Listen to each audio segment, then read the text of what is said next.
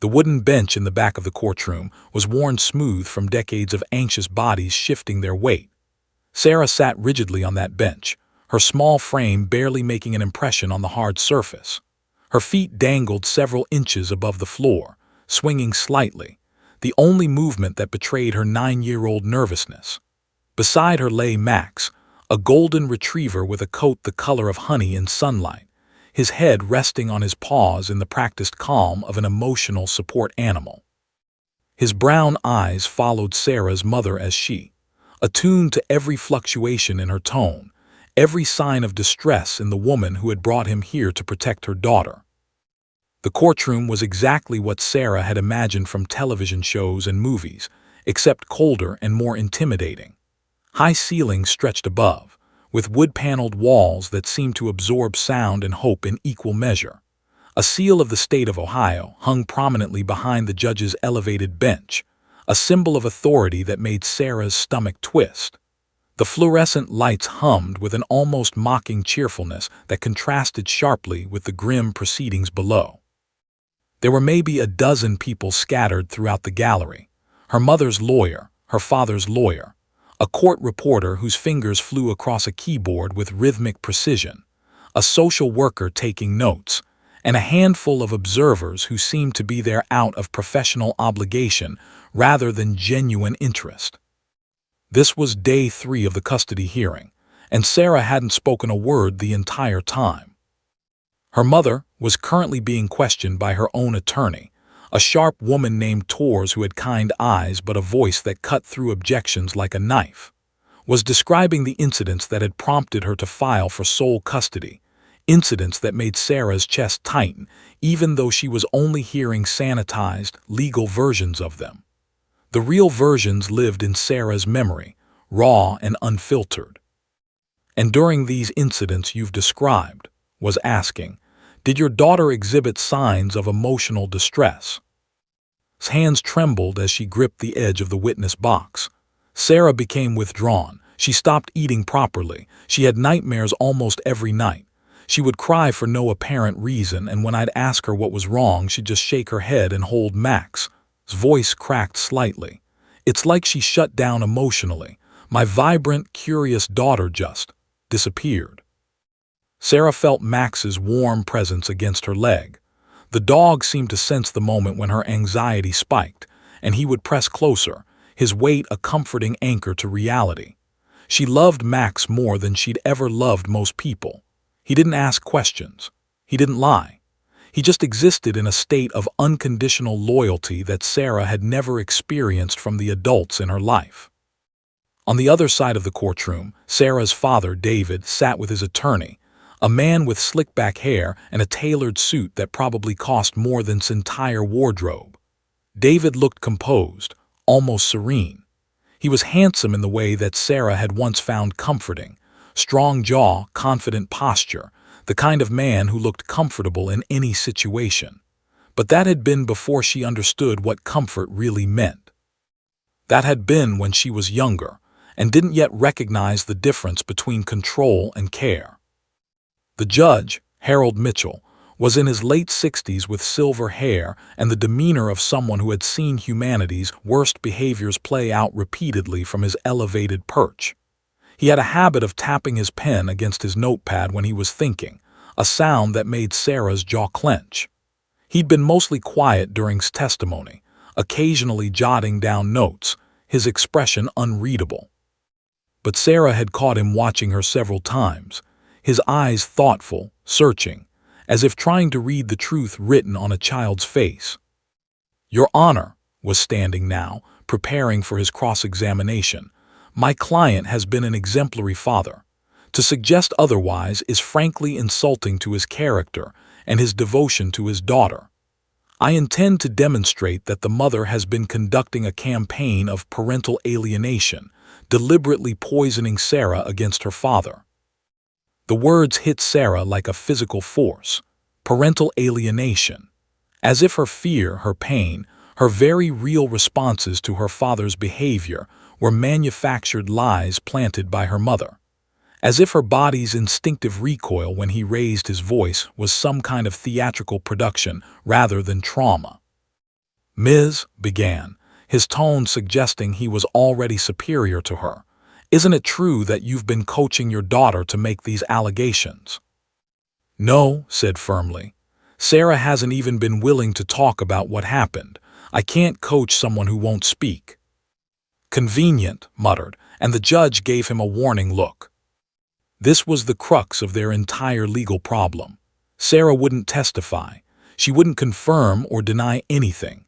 She sat in silence, her hand on Max's fur, watching everything but participating in nothing. Her mother's lawyer had tried to prepare her.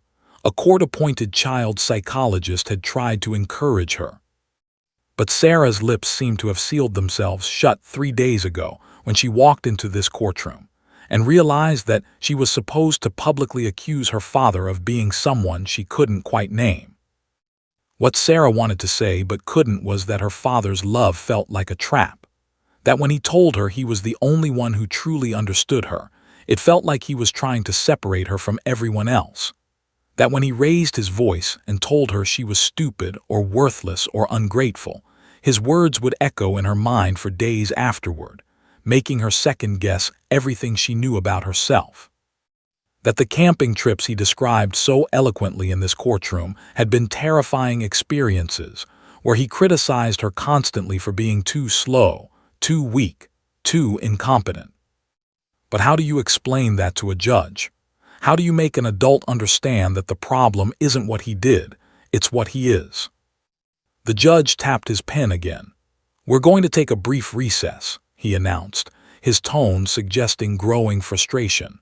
When we return, we need to address the fact that the plaintiff's daughter has not, and we need to determine how we proceed without her input.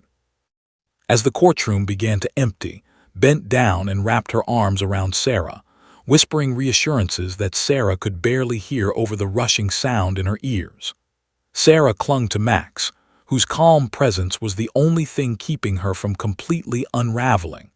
The golden retriever seemed to understand that this trial wasn't just about custody or legality. It was about Sarah's survival. In that moment, sitting in a nearly empty courtroom with her mother and her dog, Sarah didn't know that everything was about to change. She didn't know that her silence was building toward a breaking point, that soon she would find a voice she didn't know she possessed. All she knew was fear, uncertainty, and the desperate hope that somehow, some way, the truth would find a way to surface. The recess lasted 45 minutes. Use the time to take Sarah to the bathroom and buy her a juice box from the vending machine in the courthouse hallway. Sarah sipped it mechanically, tasting nothing. Max rested his head on her lap as she sat on a plastic chair in the waiting area, his warm presence the only thing that felt real in a world that had become increasingly dreamlike and suffocating. Kept squeezing her daughter's hand, repeating soft reassurances that Sarah appreciated but couldn't fully absorb. Whatever happens in there, whispered, you're safe with me. Sarah wanted to believe her, but the anxiety coiling in her stomach suggested otherwise. Safe felt like a concept that belonged to other children, in other families, in other lives. When they returned to the courtroom, the atmosphere had shifted subtly. There was anticipation in the air, the kind that precedes a significant moment. Judge Mitchell had made a decision during the recess. If Sarah wouldn't testify, then her father would take the stand, and the truth, as he saw it, would be presented to the court. Looked pleased with this development, confident in his client's ability to charm and persuade. He leaned over and whispered something to David, and Sarah watched her father nod, his expression settling into one of resigned sadness, the face of a man about to defend himself against unjust accusations. David rose from his seat with the practiced grace of someone accustomed to being watched. He was dressed impeccably in a navy suit and a light blue tie, the kind of outfit that suggested trustworthiness and stability. His hair was perfectly styled, and his face bore the kind of carefully composed expression that Sarah had learned to recognize as his public face, the one he wore when he was trying to control how people perceived him. It was different from his private face, the one that emerged when anger flashed through his eyes or disappointment hardened his features. He was sworn in by the court clerk, his hand on the Bible, his voice steady as he promised to tell the truth. Sarah felt her entire body go rigid. "Mr. began, his tone warm and sympathetic. "How long have you been a father?" "9 wonderful years," David replied, and his voice was perfect, warm, genuine, filled with barely suppressed emotion. "Since the day Sarah was born, she has been the center of my world. Everything I do for her." Sarah felt bile rise in her throat. She thought about the camping trip when she was 7, when her father had dragged her up a steep hiking trail despite her complaints that her legs hurt. When she'd slowed down, he'd called her weak. When she'd cried, he'd told her to stop being a baby. When she'd finally refused to continue, he'd said she was ungrateful for all the opportunities he gave her. Later, he'd told her mother that Sarah had refused to cooperate, painting himself as the patient parent trying to expose her to nature. "Can you describe your relationship with Sarah?" asked, leaning against the counsel table in a posture designed to appear casual and friendly to the jury. David took a moment, seeming to gather his emotions. When he spoke, his voice carried the weight of a man deeply hurt. "Sarah and I have always been close. I've been there for every milestone, her first day of school, her soccer games, her school plays. I've read to her every night when she's with me. I've packed her lunch with little notes and drawings to make her smile." He paused, and Sarah watched as his eyes glistened. Was he actually going to cry? "I don't understand what's happened. Somewhere along the way, my daughter has been turned against me. I don't know if it's her mother's influence or something else, but the child I know and love wouldn't participate in this. This conspiracy against me." The word hung in the air. Conspiracy. As if Sarah's fear was some elaborate plot rather than a genuine response to his behavior. "Can you describe some of the activities you've done with Sarah?" continued, his tone gentle, almost reverential. David leaned back in the witness chair, his expression softening into what appeared to be fond remembrance. "We've had camping trips where I've taught her about nature, about survival skills, about being strong and independent. We've gone to baseball games. I've helped her with her homework, sat with her during her worries about school. I've told her constantly that I love her, that she's special, that she can accomplish anything she sets her mind to." He looked toward Sarah then, and his eyes held what appeared to be profound hurt. "I've been a devoted father. I've made sacrifices, and now I'm being accused of, I don't even know what." Sarah's hands had begun to tremble. She could feel sweat forming on her palms. Her breathing had become shallow, almost gasping. Max suddenly lifted his head, his brown eyes fixing on her face with alert concern. The dog's protective instincts were activating. "And the allegations your ex-wife has made," pressed on, "are they true?" "Absolutely not," David said, and his voice carried the kind of conviction that seemed almost unshakable. "I have never done anything to harm my daughter. I have never spoken to her disrespectfully. I've always tried to be the best father I could be. If anything, I've been too lenient, too accommodating, but that's because I love her." Sarah's mother reached over and placed a steadying hand on her daughter's back. She could feel her child's panic rising like water in a bathtub, threatening to overflow. "Your Honor," David continued, now addressing the judge directly, his voice cracking with emotion, "I just want my daughter back. I want her to feel safe coming to me. I want her to know that I'm here for her, that nothing will ever change my love for her. But I can't fix what I don't understand, and I can't defend myself against accusations that seem to have no basis in reality." He looked directly at Sarah, and his eyes seemed to plead with her. "Sweetheart, if you can hear me, I love you. I've always loved you, please believe that." The manipulation was so smooth, so practiced, that Sarah could see how adults in the courtroom were affected by it. She watched jurors' faces soften. She saw the judge's expression become more sympathetic. Everyone was buying his performance because it was flawlessly executed. But Sarah wasn't fooled. She recognized this version of her father, the one who painted himself as the victim, the one who twisted narratives to suit his purposes, the one who made her question her own reality. This was the voice that had told her, in private, that her mother didn't really love her. This was the man who had whispered threats about what would happen if she told anyone about their time together. Her breathing became rapid and shallow. Her small hands clenched so tightly around Max's collar that the dog whimpered softly, a sound that seemed to cut through the courtroom's carefully maintained atmosphere of civility. Sarah's legs began to shake uncontrollably. She could feel her heart pounding so intensely that she thought it might burst through her ribs. "I just want a chance to be her father," David continued, his voice thick with tears that seemed absolutely genuine. "Is that so wrong? Is loving your child so much wrong?" Sarah opened her mouth, but no sound emerged. She wanted to scream, to stand up and tell everyone in this room that they were being deceived, that the man on the witness stand was not the person they thought he was. But her voice seemed to have been locked away somewhere deep inside her, protected by walls of fear and confusion. Max pressed his entire body against her leg, his warm presence the only thing preventing her from completely fragmenting. Sarah gripped his fur as if it were a lifeline, as if letting go would mean drowning in the courtroom's thick, suffocating air. Something inside her was building, pressure, tension, a need to speak that was becoming unbearable. But she still couldn't find her voice. Not yet.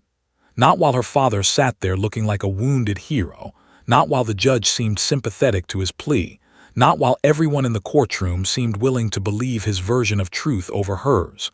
Retraye Sarah's fingers were turning white from the force with which she gripped Max's collar. Her mother noticed and leaned over, trying gently to pry her daughter's hands away, but Sarah's grip only tightened. It was as if she was holding onto Max for survival, as if releasing him would mean disappearing entirely into the darkness that was beginning to consume her vision at the edges. "Sweetheart, breathe," whispered, placing a hand on Sarah's shoulder. "Just breathe." But Sarah couldn't breathe. Her lungs felt like they'd been wrapped in steel bands. The fluorescent lights above seemed to pulse and flicker, and the courtroom walls appeared to be closing in. She could hear her father's voice continuing from the witness stand, though the words were becoming increasingly distorted, as if she were listening to him from underwater. "All I've ever wanted was to be there for her," David was saying, his voice carrying the perfect tremor of a man on the verge of tears. "To guide her, to help her become the best version of herself. Is that parental love something that should be punished?" The words hit Sarah like physical blows. Parental love, guidance. They were the same words he used in private when he was telling her that no one else understood her like he did, that her mother was trying to manipulate her, that he was the only one she could truly trust. She could hear his voice echoing in her ears from countless other moments. "You're so stupid. Why can't you just listen to me? If you tell your mother about this, I'll make sure you never see her again. Nobody will believe you anyway. Who do you think they'll believe, you or me?" Her breathing had become something approaching hyperventilation. Quick, shallow gasps that made her lightheaded and dizzy. The room was tilting slightly, and she gripped Max's fur, desperately trying to anchor herself to something solid and real. Max, sensing the escalation of his girl's distress, began to whimper softly. He stood up and pressed his entire body against Sarah's legs, his warm weight pushing against her as if he could physically hold her together through sheer proximity and devotion. The dog's brown eyes darted between Sarah and the witness stand, his protective instincts fully activated now. This was what he'd been trained for, to sense when his human was in psychological crisis, and to provide grounding comfort. A court officer who had been standing near the back of the courtroom noticed the commotion. He moved slowly toward the gallery, his professional instincts kicking in. He'd seen children struggle with testimony before, but this was different. This wasn't normal nervousness or shyness. This was a child in acute distress, a child whose body was responding to something as if she were in physical danger. "Your Honor," the court officer said quietly, leaning down to speak to the judge, "we may have a situation here." Judge Mitchell looked up from his notes and immediately fixed his attention on Sarah. His expression changed from judicial neutrality to something more concerned. He watched as the small girl trembled violently, her face pale, her eyes unfocused. He'd been a judge long enough to recognize trauma when he saw it, and what he was witnessing now was unmistakable. David continued his testimony, apparently oblivious to or perhaps deliberately ignoring the crisis unfolding across the courtroom. "I've never raised my voice to Sarah," he said, and the lie was so smooth, so convincing, that it made Sarah's stomach twist with nausea. "I've never said anything intentionally hurtful. I've tried to be a model of patience and understanding." Sarah's lips were moving, forming words that made no sound. She was trying to speak, trying to contradict him, trying to tell the truth, but her voice seemed to have disappeared entirely. It was as if the more her father spoke, the more he filled the courtroom with his narrative, the smaller and more invisible Sarah became. Her dissociation was beginning, a protective mechanism her mind had developed over years of his gaslighting and manipulation. Wrapped her arm around her daughter, feeling the tremors that were now racking Sarah's small frame. "It's okay, baby," she whispered, though she knew it wasn't okay, that nothing about this situation was okay. "We can leave. We can ask the judge for a break." But Sarah shook her head minutely. She didn't want to leave. Some part of her understood that leaving would mean her father won, that his narrative would become the official truth if she wasn't there to witness it, to contest it with her mere presence. "The truth is," David continued, and his voice had taken on a slightly harder edge now, one that Sarah recognized from private moments when he thought no one was listening. "I believe my ex-wife has deliberately poisoned my daughter against me to gain leverage in this custody dispute. It's a classic tactic of a vengeful parent, and frankly, it's abusive toward the child. Sarah is a victim here, a victim of manipulation and parental alienation." The words twisted in Sarah's mind. Parental alienation, as if her responses were implanted rather than authentic, as if her fear and pain were manufactured by her mother rather than genuine reactions to his behavior. It was the same gaslighting technique he'd used on her for years, making her question her own reality, her own instincts, her own memory. Her hands had gone completely numb from the pressure of her grip on Max's collar. The dog whimpered again, a small sound that somehow seemed to cut through the fog enveloping Sarah's consciousness. She looked down at him, at his loyal brown eyes, at his unwavering presence beside her. Max knew the truth. Max had been with her through the difficult nights, the moments of fear, the times when she'd questioned whether she was crazy or if her father was actually as bad as her body insisted he was. A juror in the front row was watching Sarah with visible concern. The woman, who appeared to be in her 50s, had children of her own, and something about the child's obvious distress was penetrating her sympathy for David's emotional testimony. She could see what a trained observer would recognize. This wasn't a child staging a performance or influenced by parental coaching. This was a child in genuine psychological crisis. "When I'm with Sarah," David said, and his voice had returned to its wounded, pitiful tone, "all I want is for her to be happy. I take her places, I buy her things, I tell her constantly that I love her. What more could a father do?" Sarah's vision had begun to tunnel. The edges of her sight were darkening, and the only thing she could see clearly was the witness stand where her father sat, looking so reasonable, so hurt, so absolutely convincing. She wondered, not for the first time, if everyone else in the courtroom was right and she was wrong, if her memories were distorted, if she was somehow the problem here. But then Max pressed his head against her leg again, a deliberate, grounding pressure. And in that moment, Sarah's body made a decision that her mind hadn't yet authorized. Her entire frame went rigid. Her hands released Max's collar and fell to her sides. Her breathing, which had been rapid and panicked, seemed to pause entirely for a moment before becoming something more controlled, more deliberate. Something fundamental had shifted. Sarah could feel it happening inside her, like a door beginning to open, like pressure building behind a dam. Her father's continued testimony was becoming white noise now, background sound for what was happening in her internal landscape. Fear and survival instinct were colliding with an emergent realization. Staying silent was literally killing her. Her body couldn't sustain this level of psychological torture much longer. Judge Mitchell was watching her closely now, his experienced eyes tracking every micro-expression, every physical change. He saw the moment when something shifted in the child, when her body seemed to make a decision that her conscious mind was still struggling with. "We need a recess," the judge announced suddenly, his gavel coming down with authority. "This proceeding is adjourned for 30 minutes. But Sarah barely heard him. She was focused entirely on the sensation building inside her chest, a pressure, a need, a truth that was demanding to be released. The dam was beginning to crack, and what would come pouring through would change everything. During the recess, took Sarah to a small conference room adjacent to the courtroom. It was sparse and institutional, with a table, several uncomfortable chairs, and a window that looked out onto the parking lot. Sarah sat silently while her mother brought her water and tried to offer comfort, but sensed that her daughter was in some kind of internal process, that she needed space more than conversation.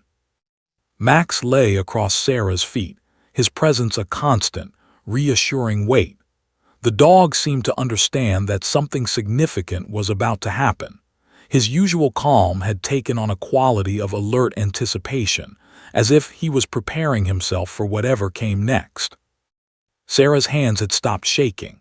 Her breathing had normalized, but something new had emerged in her, a kind of crystalline clarity, a sense of purpose that had been building beneath the panic and fear.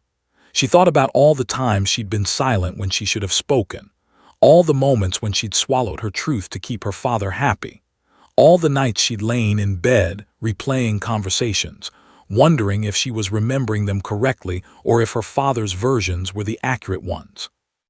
She thought about the camping trip again, not her father's sanitized version from the courtroom, but the real one. The way he'd criticized her every decision, the way he'd told her she was disappointing him, the way he'd said that her mother would be proud of her failures but that real love meant pushing her to be better. And then, when she'd gotten home, the way he'd told her mother that she was being obstinate and ungrateful about his attempts to help her grow stronger. Sat across from her daughter, watching the subtle changes in her face. She could see something shifting in Sarah's eyes, a focus, a determination, a kind of courage that seemed to be gathering itself like a storm on the horizon. "Sarah," said softly, "you don't have to do this if you're not ready. We can ask for a continuance. We can give you more time." Sarah looked at her mother, and for the first time in days, there seemed to be something like clarity in her expression. She didn't speak, but she shook her head slightly. No more time. No more silence. Something inside her had reached a breaking point, and she understood instinctively that if she didn't speak now, she might never find her voice again. When they returned to the courtroom, something felt different. The air seemed charged with anticipation. Word had apparently spread among courthouse staff about the child in distress, and several people had positioned themselves strategically around the gallery. The judge had returned to his bench, and he was studying Sarah with an intensity that suggested he'd made a decision during the recess. David was standing near the counsel table, speaking in low tones with his attorney. He glanced at Sarah and offered her a smile, the kind of smile that was meant to be reassuring, but that Sarah now recognized as manipulative, a smile designed to make her doubt her own perception. She did not smile back. Judge Mitchell tapped his gavel once, commanding the room's attention. "Before we continue with cross-examination," he said, his voice carrying the weight of judicial authority, "I believe there's an individual in this courtroom whose voice needs to be heard. I'm referring to Miss Sarah." Sarah's heart began to accelerate again, but this time it felt different. This time it was the acceleration of adrenaline preparing her for action, rather than the panic of being under attack. "Sarah," the judge continued, his tone surprisingly gentle for someone who wielded such absolute authority from the bench, "I know this is difficult. I know you've chosen not to speak during these proceedings, but I want you to understand something. You have a right to be heard. You have a right to tell this court what you need, what you remember, and what you believe is true. No one can force you to speak, but I'm inviting you to do so. I'm giving you permission to speak, And more than that, I'm asking the court to listen." The judge paused, letting his words settle. "Would you be willing to come to the witness stand?" Sarah looked at her mother. Eyes were filled with tears, but she nodded encouragement. Max lifted his head and gazed at Sarah with complete understanding, as if the dog too was saying, "Now, this is your moment." Sarah stood up. Her legs felt unsteady, but she managed to walk toward the witness stand. Max started to follow, but held his collar gently, understanding that this was Sarah's journey to make alone, though the dog's steadying presence would remain in her awareness. The court clerk administered the oath, and Sarah's small hand on the Bible felt symbolic in a way that made her understand the magnitude of what she was about to do. She was committing to truth in front of witnesses, in front of her father, in front of a judge and jury, and a court reporter who would record every word she spoke. She sat in the witness chair, which was too large for her frame, and she could feel her father's eyes on her. She refused to meet his gaze. "Sarah," Judge Mitchell said gently, "take your time. Can you tell me about your relationship with your father?" Sarah opened her mouth, and for a moment nothing came out. The silence stretched, and she could feel the courtroom holding its breath. But then something shifted inside her. She thought about Max, about how the dog had stood beside her through every difficult moment. She thought about her mother, who had believed her even when she couldn't articulate what had happened. She thought about all the nights she'd cried alone, wondering if she was going crazy. She raised her small hand and pointed directly at her father, across the courtroom. Her arm extended with a determination that seemed to surprise everyone, including herself. Her voice, when it emerged, was barely above a whisper, but the courtroom was so silent that it seemed to echo off the walls. "That man," Sarah said, her voice trembling but steadily growing stronger, "told me that I was stupid." The words hung in the courtroom like a bomb that had just detonated. David's face went pale. His attorney immediately leaned toward him, urgently whispering something, but David seemed unable to respond. He was staring at his daughter with an expression that cycled rapidly through shock, anger, and something resembling panic. "He told me I was ungrateful," Sarah continued, her voice gathering power as she spoke. "He told me I was worthless. He told me that my mother didn't love me and that he was the only one who really understood me." Several jurors had begun to lean forward, their attention completely captured by this small girl who had finally found her voice. "And he told me," Sarah said, her entire body now shaking but her voice absolutely clear, "that if I told anyone what he said to me, he would make sure I never saw my mother again." The courtroom erupted into immediate reaction, stood up, her hand covering her mouth. The court officer moved closer to Sarah, ready to intervene if needed. Judge Mitchell raised his hand, calling for order. But Sarah wasn't finished. She looked directly at her father for the first time since beginning to speak, and her eyes held a clarity and strength that seemed impossible in a 9-year-old child. "I'm not lying," she said. "I'm not making this up, and I'm not going to be quiet about it anymore." In that moment, a child's silence transformed into the most powerful testimony anyone in that courtroom had ever witnessed. Once Sarah had begun speaking, it was as if a dam had truly burst. The words came pouring out, not in a rush but with deliberate, painful precision, as if each memory was a stone she was carefully laying down, building evidence brick by brick. Judge Mitchell gestured for quiet, and the courtroom settled into a hushed, reverent silence. Even the court reporter seemed to lean forward slightly, as if making sure she captured every word of this child's testimony. "There was a camping trip," Sarah began, her small hands gripping the edge of the witness stand. "I was 7.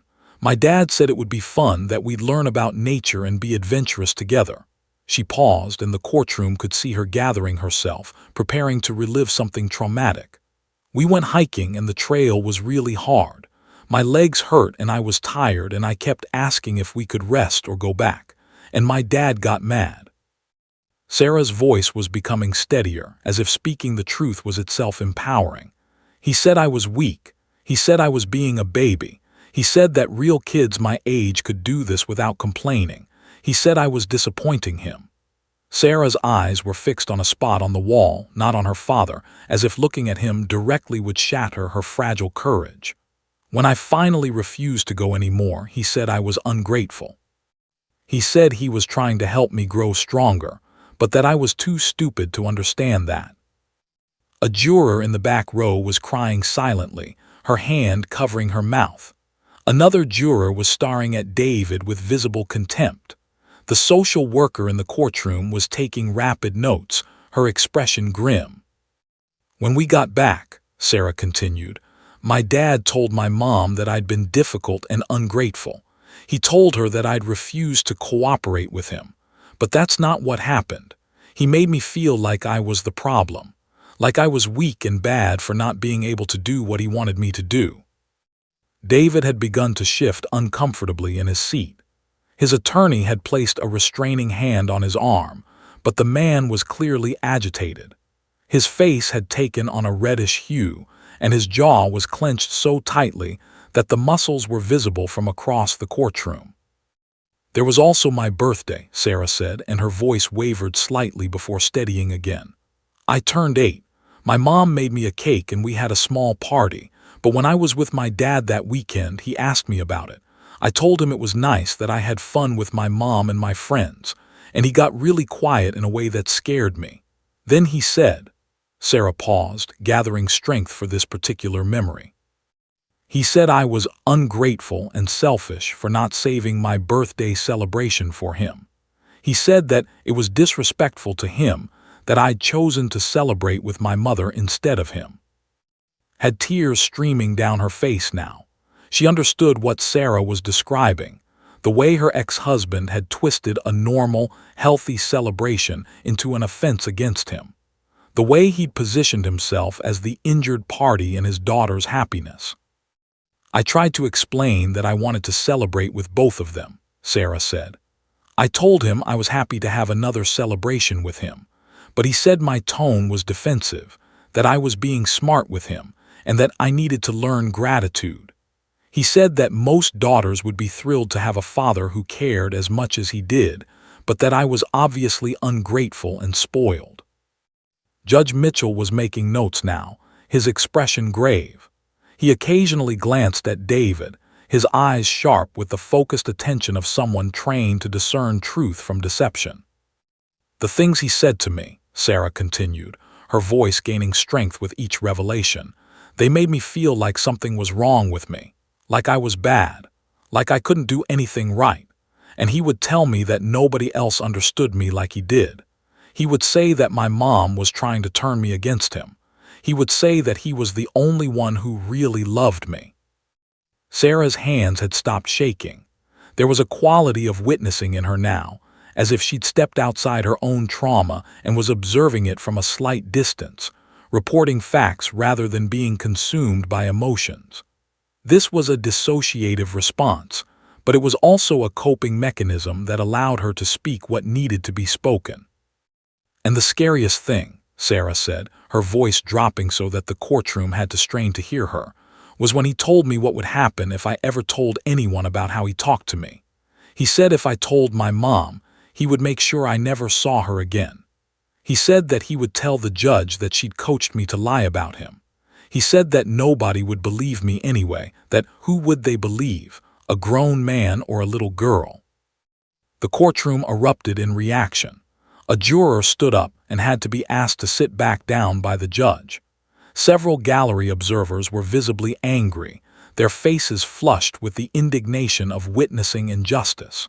The court officer near the back was watching David closely, clearly ready to intervene if he made any sudden movements. He made me feel like I couldn't tell anyone, Sarah said, and now her voice carried the weight of years of imposed silence. He made me feel like telling the truth would destroy my family and make it my fault, so I just didn't say anything. I just let him keep saying those things to me and I started believing them. I started thinking that maybe I was stupid, maybe I was ungrateful, maybe I was the problem. David's attorney was urgently whispering in his ear, but David seemed incapable of responding. He was staring at his daughter with an expression that cycled between disbelief and rage, barely concealed beneath a veneer of shock. "But I'm not stupid," Sarah said, and she looked directly at her father for the first time during her testimony. Her 9-year-old eyes held a clarity and strength that seemed impossible, yet undeniable. "I'm not ungrateful. I'm not the problem. You made me feel bad about myself so that I would keep your secrets. You made me doubt my own reality so that I wouldn't tell anyone what you were doing." The courtroom was absolutely silent now. Even the fluorescent lights seemed to have stopped humming. The only sound was Sarah's breathing and the scratch of the court reporter's fingers across her keyboard. "When I came to this courtroom," Sarah said, "I didn't want to talk because I was scared. I was scared that you would really do what you said you'd do.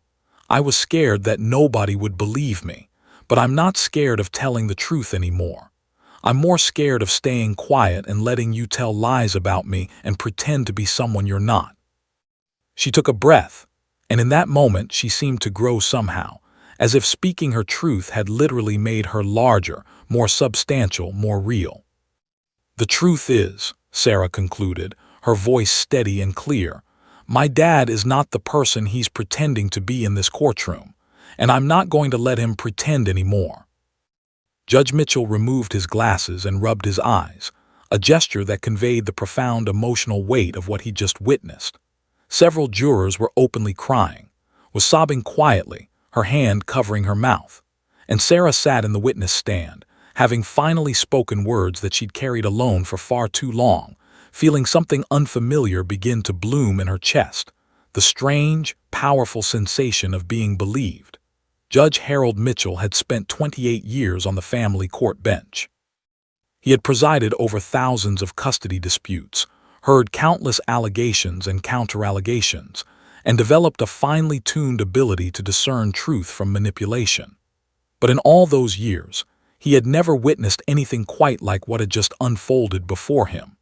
He sat on his elevated bench, momentarily paralyzed by the magnitude of what he'd heard, his hands trembling slightly as he set down his pen.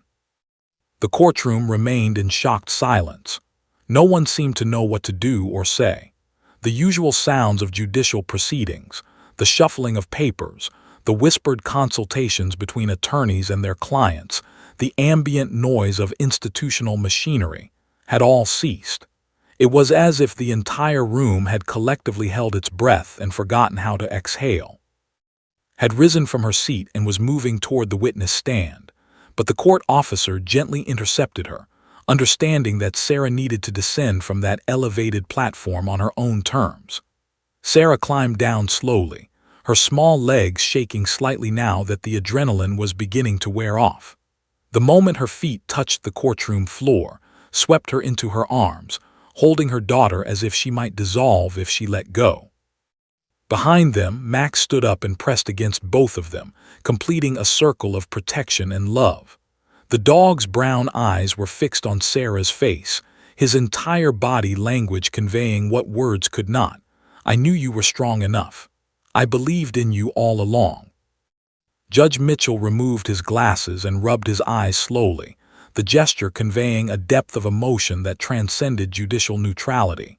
When he opened his eyes again and looked at David, his expression had transformed completely.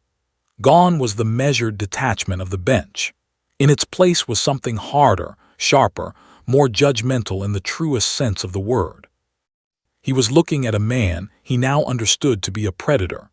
Not a violent one perhaps, but predatory nonetheless in the way he'd systematically undermined his daughter's sense of self. Several jurors were openly crying.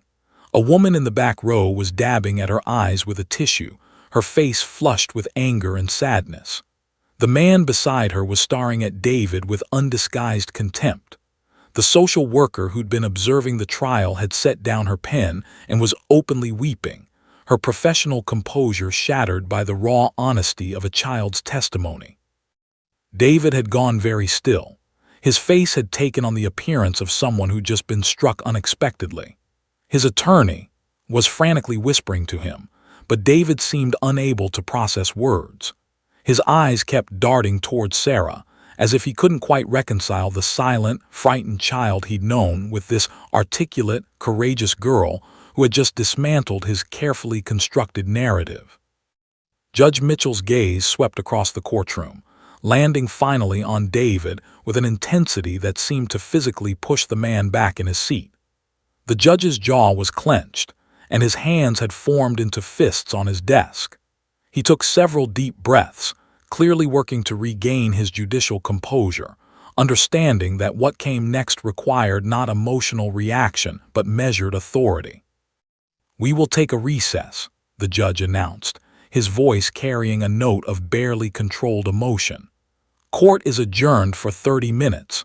During this time, I will be meeting with the Child Protective Services representative, the social worker assigned to this case, and relevant court personnel. This is not a casual recess." He looked directly at David. "You will remain in this courtroom. You will not speak to your daughter. You will not attempt to contact her in any way. Do you understand?" "Your Honor," David began, his voice still attempting to project the wounded sincerity that had worked so well earlier. "I think there's been a misunderstanding. My daughter is clearly confused or—" "I am not interested in your explanations at this moment," Judge Mitchell interrupted, his voice cold in a way that seemed to freeze the air in the courtroom. "You will remain silent unless I direct you otherwise. Is that clear?" David closed his mouth, the color draining from his face as he realized that his carefully constructed defense had crumbled into dust. As the courtroom began to empty, Judge Mitchell remained at the bench, his expression troubled in a way that suggested he was processing not just the immediate legal implications of Sarah's testimony, but the broader systemic failures that had allowed a child's voice to be silenced for so long. He'd read the background materials on this case. He always did, and he understood that Sarah had been trying to tell adults what was happening to her. The school counselor had noted increased anxiety. The pediatrician had documented behavioral changes. Own testimony had included details about Sarah's emotional withdrawal. Yet somehow, despite all these red flags, it had taken a desperate moment of judicial intervention to finally get this child heard. In his office, Judge Mitchell would later admit to his law clerk that Sarah's testimony had deeply shaken him. The judge, who prided himself on his ability to maintain professional distance, found himself struggling with the realization of how close he'd come to ruling in favor of a man who had been psychologically abusing his daughter. If Sarah hadn't found her voice in that precise moment, if the judge hadn't taken the unusual step of inviting her to testify, if Max hadn't provided the emotional grounding she needed, the outcome could have been devastatingly different. The social worker who'd been observing the trial had already begun making phone calls. Child Protective Services would need to be involved now, not just the family court. There were questions about whether David's behavior rose to the level of reportable child abuse or neglect. There were decisions to be made about supervised visitation, about psychological evaluations, about whether he should remain unsupervised with Sarah at all pending further investigation. Sat with Sarah in a conference room holding her daughter, whispering reassurances and expressions of pride. "You were so brave," kept saying. "So incredibly brave. I'm so proud of you."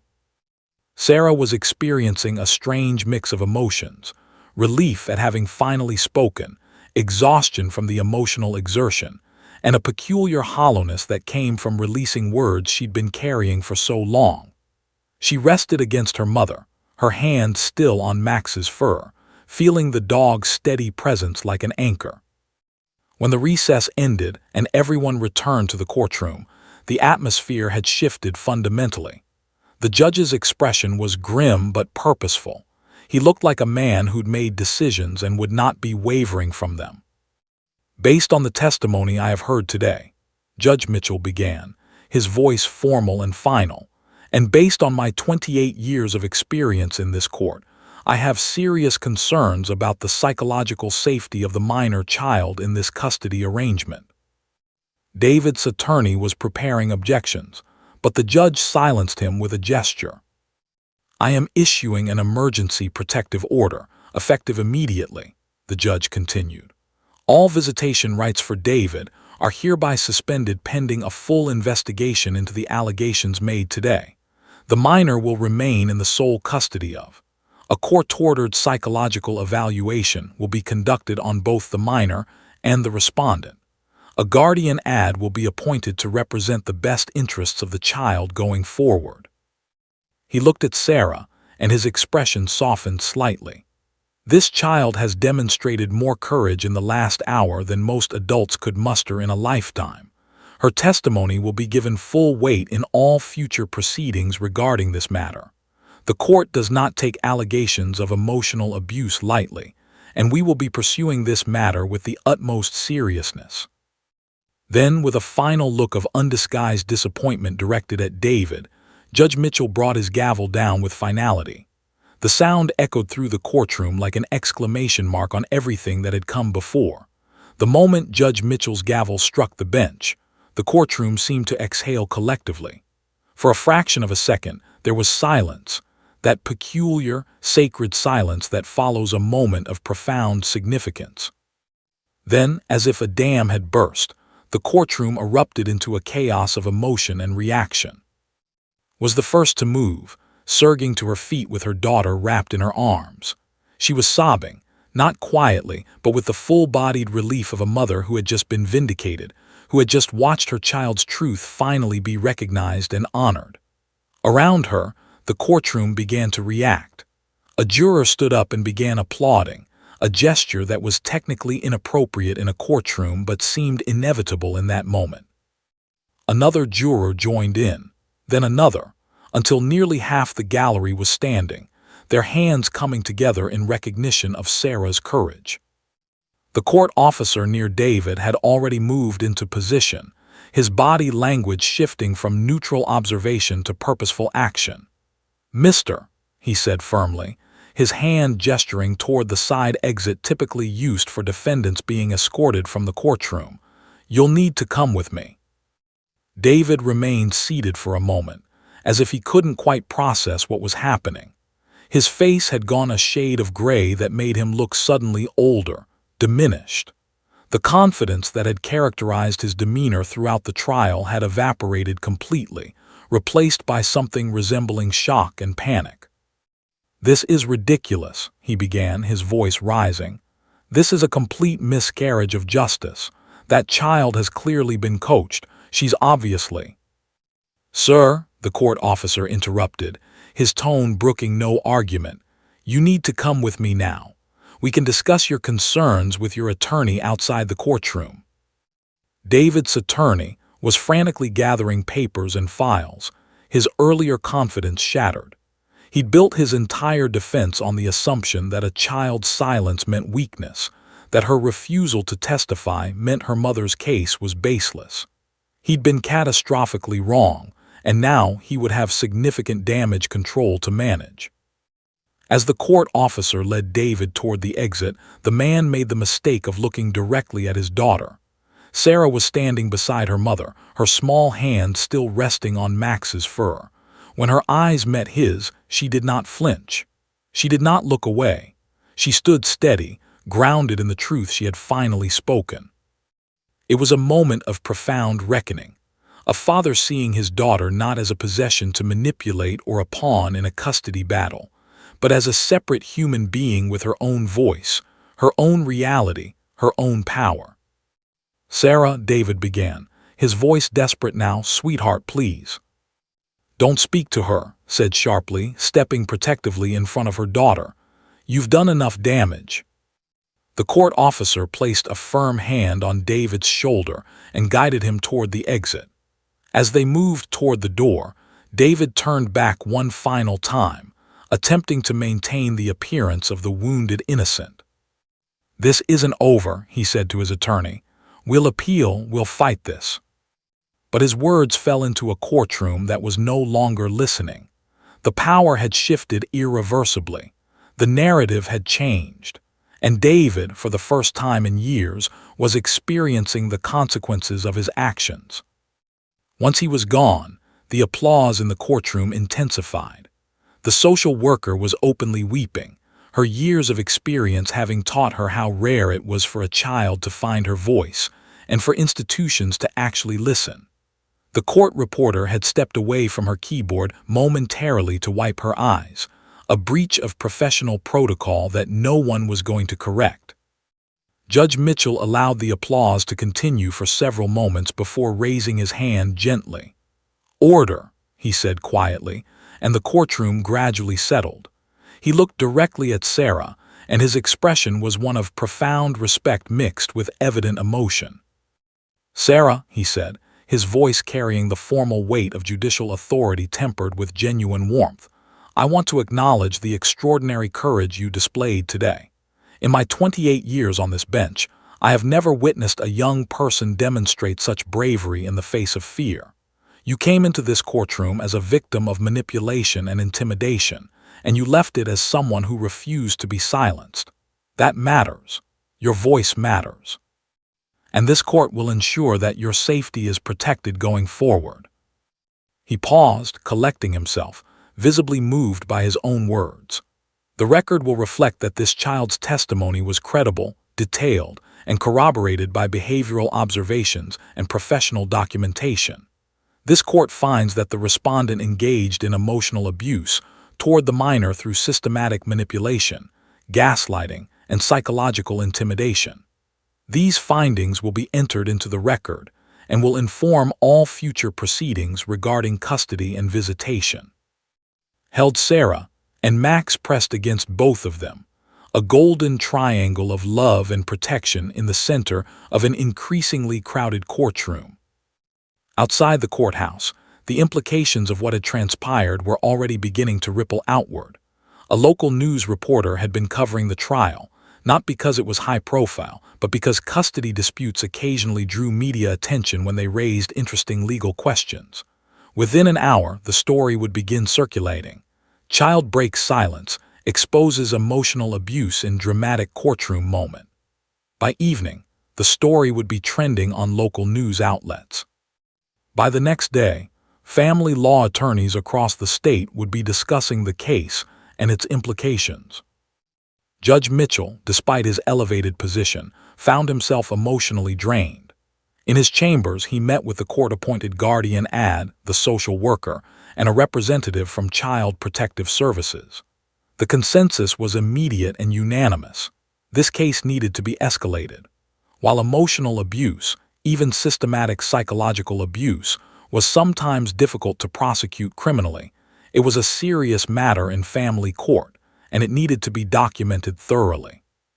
The guardian ad, a seasoned professional name, took detailed notes. "This will become a precedent case," she said thoughtfully. "The way this child, the way the judge responded, this will be used in training, in law schools, in continuing legal education. This is what we're supposed to do as a system, but we so rarely get it right." Meanwhile, Sarah had been escorted to a private room by courthouse security. The media was already gathering outside the building, sensing the significance of the story. A child's testimony exposing a parent's psychological abuse was exactly the kind of narrative that captured public attention and raised important questions about family court procedures. Held Sarah and allowed her daughter to finally collapse into the emotional exhaustion that had been building all day. Sarah's body shook with sobs, not of fear anymore, but of relief, of release, of the complex emotions that follow speaking long-held truth. Max remained pressed against her, occasionally licking her face with gentle devotion. "It's over," whispered into her daughter's hair. "It's over, you did it. You told the truth and they believed you." Sarah wasn't entirely sure the situation was truly over. There would be investigations, evaluations, ongoing legal proceedings. But what was definitively over was her silence. What was finished was her father's ability to tell her that her reality wasn't real. What was concluded was the isolation of keeping secrets that were destroying her. By evening, the story had evolved beyond local news. National outlets were picking it up, recognizing it as a significant moment in the conversation about child protection and family court reform.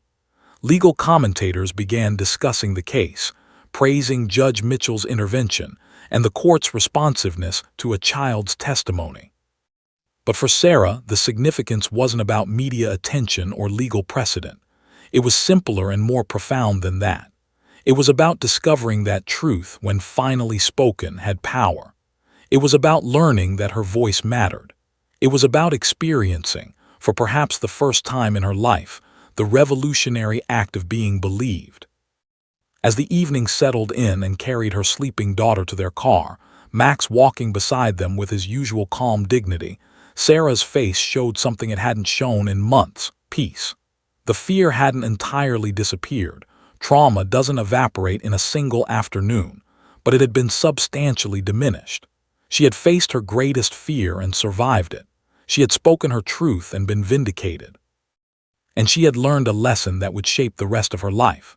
That silence serves the perpetrator, but voice serves the truth. 6 months had passed since the day Sarah raised her hand in the courtroom and changed the trajectory of her life forever. The investigation that Judge Mitchell had ordered had been thorough and meticulous. Child Protective Services had interviewed Sarah multiple times, always in age-appropriate, trauma-informed ways. They'd spoken with her teachers, her pediatrician, her school counselor. They'd reviewed years of documentation that, when examined through the lens of Sarah's testimony, revealed a clear pattern of emotional abuse and psychological manipulation. David had a psychological evaluation, the results of which were damning.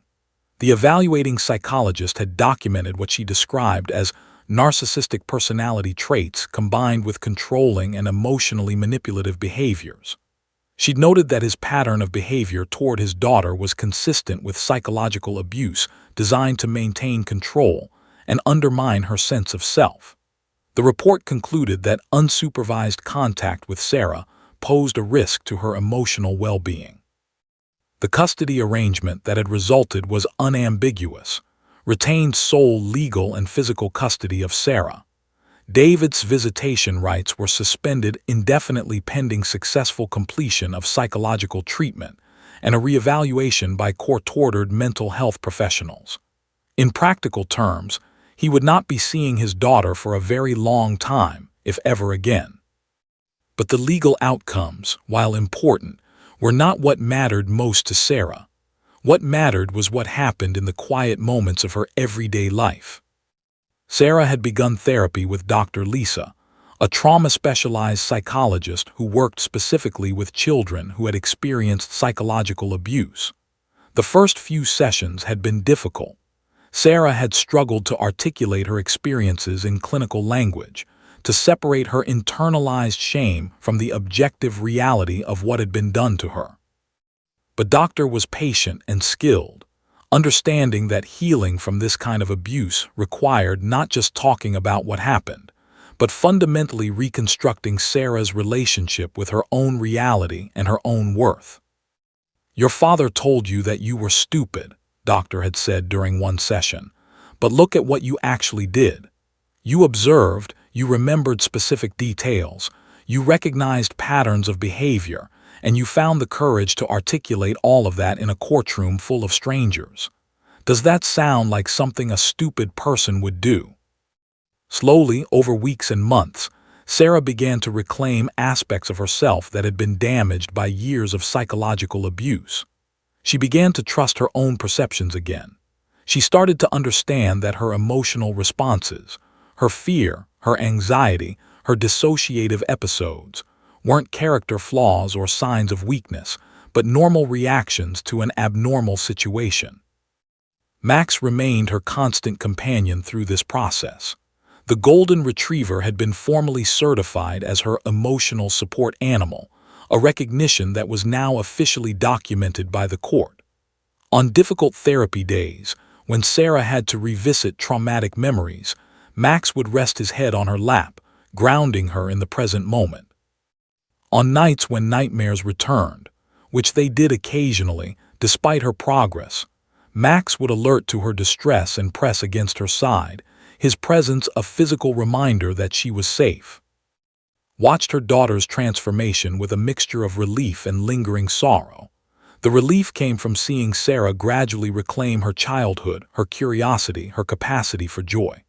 Sarah had started smiling again, not the forced, careful smiles of someone monitoring herself for approval, but genuine smiles that reached her eyes. She'd rejoined her soccer team. She'd raised her hand in class again. She was sleeping better. She was eating better. The sorrow came from understanding how much damage had been done, how close she'd come to losing her daughter to the long-term psychological effects of emotional abuse. Had also begun therapy, working through her own guilt and trauma, her complicated feelings about having been deceived by the man she'd once loved. 9 months after the courtroom testimony, Sarah's case became the subject of a landmark legal decision. Judge Mitchell had written a comprehensive opinion that went beyond the immediate facts of the custody dispute. He'd used Sarah's case as a vehicle for broader commentary on how family courts should approach allegations of emotional and psychological abuse from children.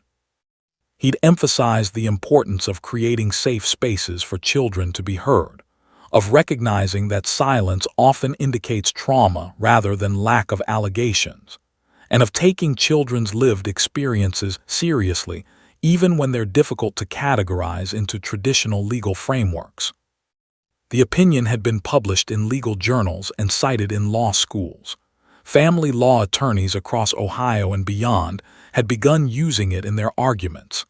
Child advocacy organizations had circulated it as a resource.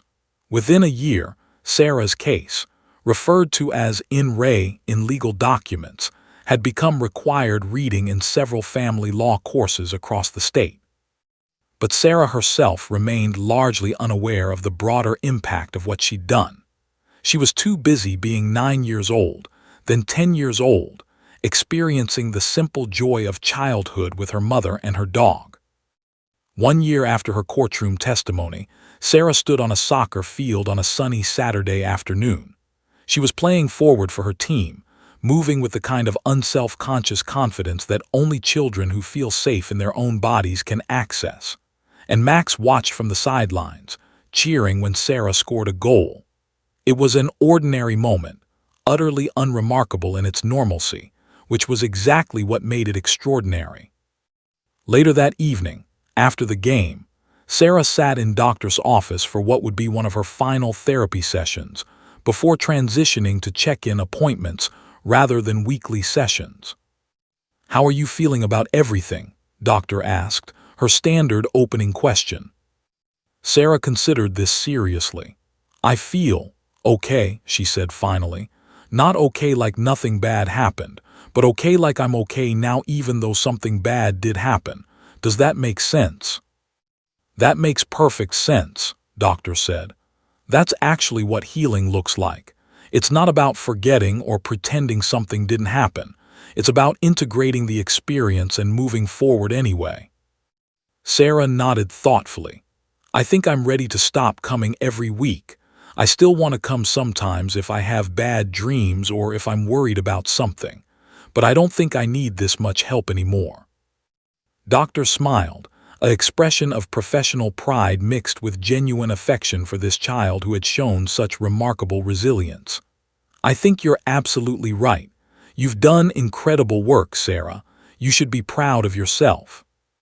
As drove Sarah home that evening, with Max's head resting on Sarah's lap, the girl gazed out the car window at the autumn trees, their leaves turning brilliant shades of gold and red and orange. "Mom," Sarah said. "Yes, sweetie." "I'm glad I said something," Sarah said quietly.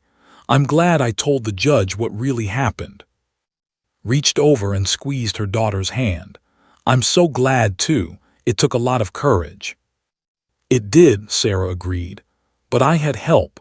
I had you and I had Max and I had the judge who actually listened. I think that's why I was able to do it." 2 years after the courtroom testimony, Sarah was thriving. She'd made new friends, joined the school's debate team, a choice that seemed to surprise no one who'd witnessed her transformation from silent victim to articulate truth-teller. She was academically strong, emotionally resilient, and developing a healthy sense of her own agency and worth. Max, now aging gracefully, remained her steadfast companion. The bond between girl and dog had only deepened, rooted in the shared experience of surviving trauma and emerging stronger. The legal impact of Sarah's case continued to expand. Family law reform advocates cited it when arguing for changes in how courts handle children's testimony. Judicial training programs incorporated Judge Mitchell's opinion into their curricula. Other children, emboldened by Sarah's story, found their own courage to speak about abuse they'd experienced. But perhaps most importantly, Sarah had learned something that would serve her for the rest of her life. That truth, when finally spoken, had the power to transform everything. That her voice mattered, that her reality was valid, that she deserved to be heard and believed. On a warm spring afternoon, 3 years after that day in the courtroom, Sarah sat with her mother in their backyard, Max stretched out between them in the grass. She was 12 years old now, on the cusp of adolescence, still carrying the marks of what she'd experienced but no longer defined by them. "I was thinking about something," said.